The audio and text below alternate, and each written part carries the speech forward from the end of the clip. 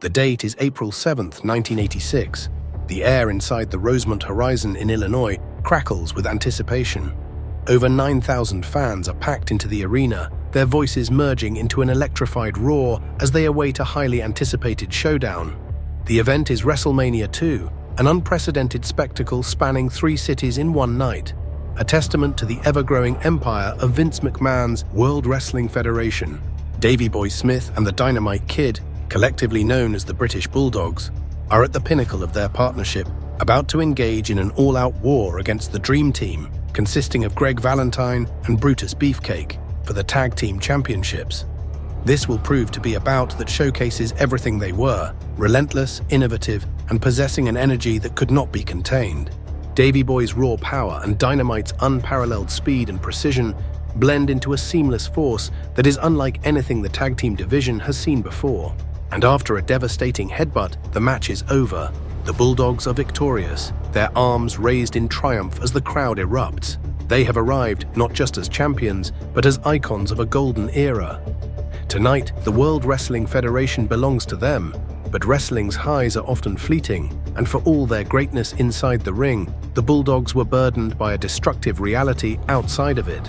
The physical toll of their high-impact style, the temptations of the road, and the creeping influence of drugs and alcohol would slowly unravel their lives. The rise was spectacular, but the fall would be tragic. And as much as the world remembers their championship triumph, their story is ultimately one of potential cut short, of choices made in the shadows of fame that would lead to their untimely demise. Before they became legends, they were just 2 boys from England with a dream. Born in Golborne, Davey Boy Smith and his cousin Tom Billington, known to the world as the Dynamite Kid, hailed from the industrial north of England, where the promise of a wrestling career seemed a world away. It was in the famed Hart Dungeon, under the watchful eye of Stu Hart in Calgary, that they honed their craft. The dungeon was no ordinary training gym. It was a proving ground where only the toughest survived. And for the Bulldogs, it was the crucible that forged them into warriors. Dynamite, in particular, took to the brutal style of training with an almost masochistic glee, perfecting his stiff, aggressive technique that would later influence a generation of wrestlers. Davey Boy, while equally tough, relied on his blend of strength and agility, which made him a perfect complement to Dynamite's explosiveness. Their talent was undeniable, and soon they found themselves in Stampede Wrestling, the Canadian promotion run by the Hart family. It was here that they built their reputation, engaging in classic battles against teams like the Hart brothers and the Kiwis. Their matches were unlike anything North American audiences had seen. Fast-paced, hard-hitting, and breathtakingly athletic. They were redefining tag team wrestling, and it wasn't long before they caught the attention of New Japan Pro Wrestling, where they further refined their skills. But their true destiny lay in the World Wrestling Federation, where Vince McMahon was in the midst of transforming professional wrestling into a global phenomenon. In 1984, McMahon acquired Stampede Wrestling, a deal that not only expanded his empire, but also ushered the British Bulldogs into the burgeoning promotion. The Bulldogs debuted in the Federation just as the company was beginning its meteoric rise. The timing was perfect. With the Federation expanding its television reach and marketing muscle, the need for dynamic, marketable stars had never been greater. The Bulldogs fit the mold perfectly. Young, charismatic, and capable of delivering electrifying performances night after night. Their in-ring style, a mix of technical proficiency and high-risk maneuvers, set them apart from the more traditional teams of the era. The British Bulldogs' first rivalry in the Federation was with the Hart Foundation, a feud fueled by their deep-rooted history from Stampede Wrestling. Their chemistry translated into a series of electrifying matches that not only showcased their in-ring mastery, but also elevated both teams to new heights.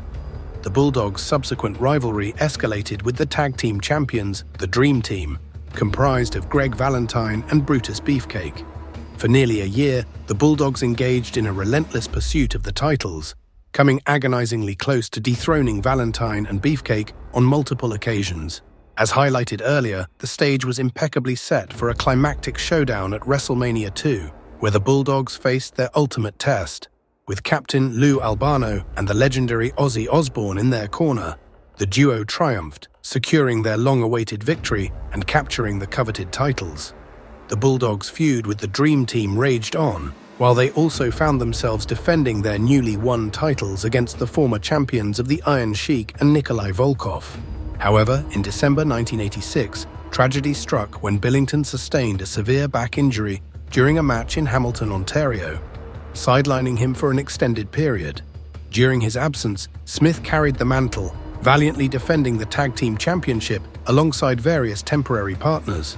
A ruptured disc left Billington barely able to walk, yet he refused to take a long hiatus, fearing that stepping away from the ring might cost the Bulldogs their spot.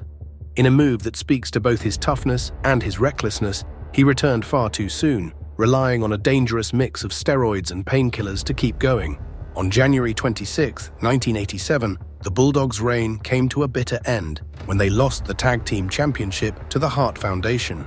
Billington, severely debilitated, was carried to the ring by Smith, but barely participated in the match. Before he could even enter the ring, Billington was cleverly incapacitated by a brutal strike from Jimmy Hart's megaphone. The situation worsened when the evil referee, Danny Davis, turned a blind eye, permitting the Hart Foundation to relentlessly double-team Smith, ultimately sealing their victory and the Bulldogs' loss of the titles. After a much-needed break to recover, the Bulldogs made their return to the ring, reigniting their feud with the Hart Foundation and Danny Davis.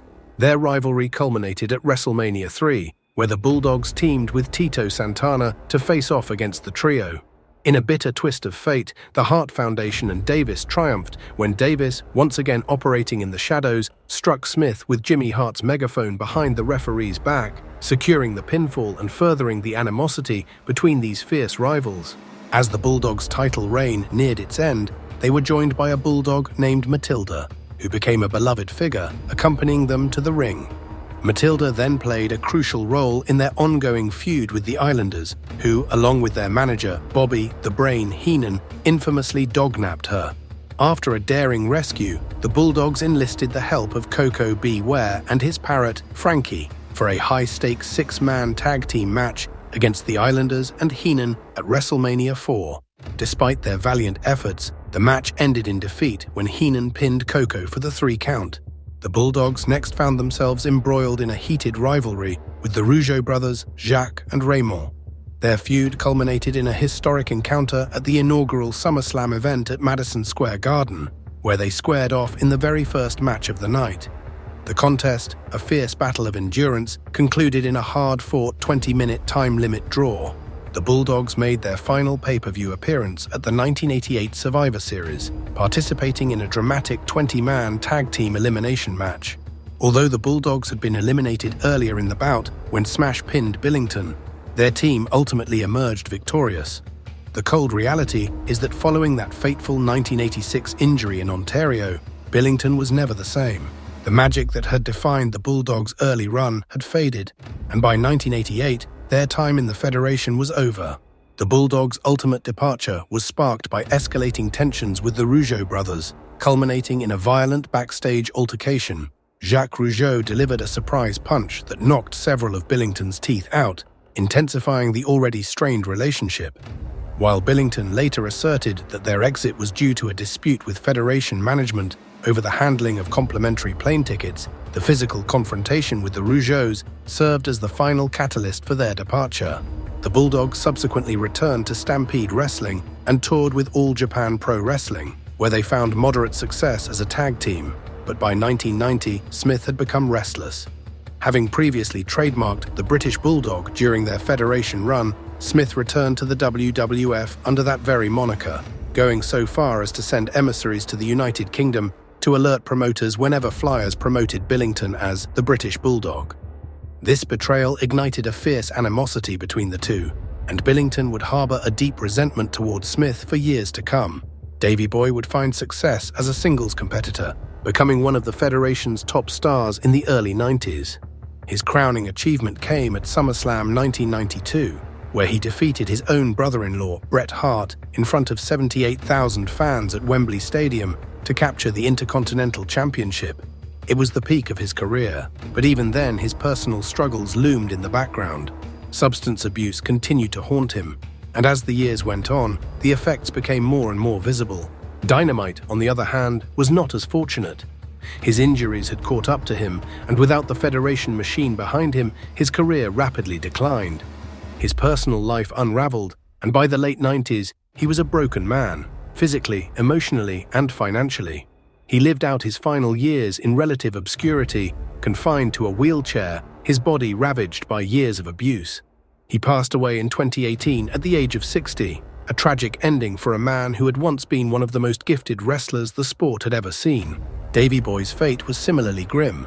Despite several comebacks, including a brief return to the Federation in the late 90s, his body was too far gone. Years of drug use and the physical toll of wrestling had left him in a fragile state. In 2002, at just 39 years old, he suffered a fatal heart attack. His death was a sobering reminder of the dark side of professional wrestling, a cautionary tale of excess and consequence. The British Bulldogs were more than just a tag team. They were pioneers who helped redefine what was possible in the ring. Their influence can still be seen today in the work of wrestlers who prioritize speed, agility, and innovative offense. But their story is also one of tragedy, of lives cut short by choices made in pursuit of greatness. They soared to the top of the wrestling world, but the cost was steep. And in the end, for all their triumphs, they became yet another tragic story in a business that has seen far too many. As we look back on that night in Rosemont, when they stood tall as champions, we see both the promise and the peril of professional wrestling. The British Bulldogs reached the pinnacle of their profession through talent, dedication, and innovation. But the very qualities that made them great, their intensity, their perfectionism, their willingness to push boundaries, ultimately contributed to their downfall. If you would like to revisit another figure from that same night in Rosemont, then check out this video right here covering the legendary Greg the Hammer Valentine. All you need to do is click or tap the thumbnail appearing on your screen right now, and you can watch it completely free. Go ahead and click it, and I will meet you there momentarily. Thank you for watching.